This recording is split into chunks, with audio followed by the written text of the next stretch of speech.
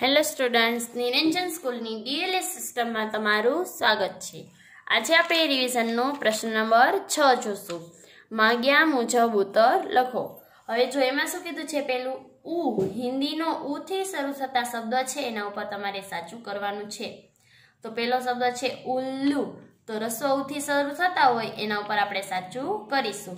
તો અહીંયા ઉલ્લુમાં સાચું કરીશું। પછી ઉપજ એ પણ ઉ થી શરૂ થાય છે તો એમાં પણ આપણે સાચું કરીશું। પછી આવશે મુરલી, તો એ તો મ થી શરૂ થાય છે તો એમાં સાચું નહીં કરવાનું। પછી ઉડાન, તો એ ઉ થી શરૂ થાય છે તો એમાં પણ આપણે સાચું કરીશું।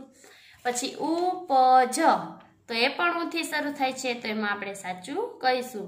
પછી ઉધર, એ પણ ઉ થી શરૂ થાય છે તો એમાં પણ આપણે સાચું કરીશું। એવી જ રીતે બીજું, આથી શરૂ થતા શબ્દ પર સાચાની નિશાની કરો।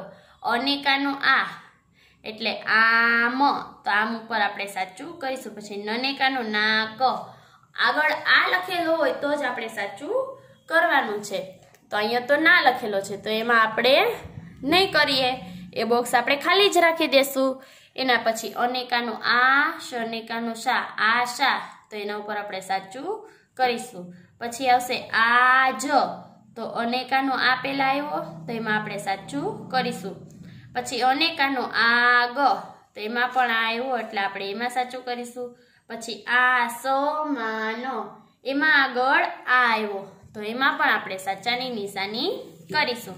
એવી જ રીતે ત્રીજું, બનેકાના બાથી જે શરૂ થતા હોય એ શબ્દ ઉપર આપણે સાચાની નિશાની કરવાની છે। બનેકાનો બાદલ, તો એમાં પેલા બા આવ્યો તો એમાં સાચાની નિશાની કરી દઈએ। પછી બારીશ, એમાં પણ પેલા બા આવ્યો તો આપણે સાચાની નિશાની કરી દઈએ।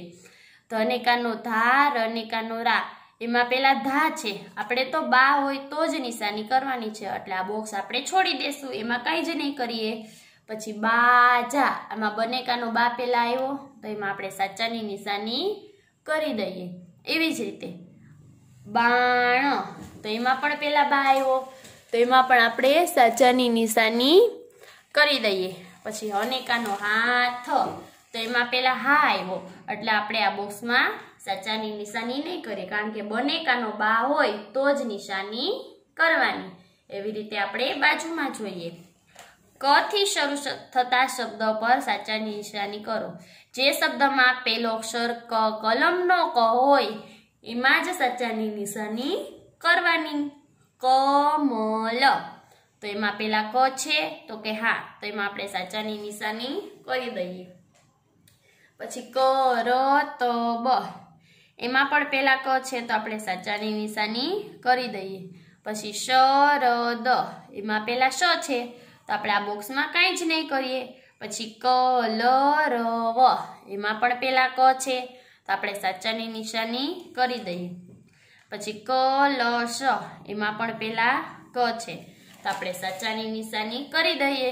પછી કચોડી, તો એમાં પેલા ક છે તો એમાં પણ આપણે સાચાની નિશાની કરી દેશું। એવી રીતે ક થી શરૂ થતા બધા જ શબ્દ માટે આપણે સાચાની નિશાની કરશું।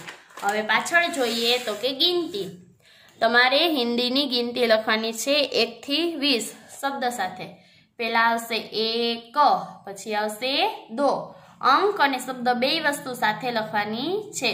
પછી આવશે 3, એના પછી 4, ત્યારબાદ આવશે પનેકાનો 5, પછી 6, પછી 7, પછી 8, પછી 9, પછી 10। એવી જ રીતે બાજુમાં જોઈએ, 11, 2 એકડા 11 ને હિન્દીમાં શું કહેવાય? 11, 12, 13, પછી એકડે ચોકડે 14, પછી 15, એના પછી આવશે 16, પછી આવશે 17, પછી 18, પછી 19 અને છેલ્લે આવશે બગડે મીંડે 20, તો હિન્દીમાં કહેવાય 20।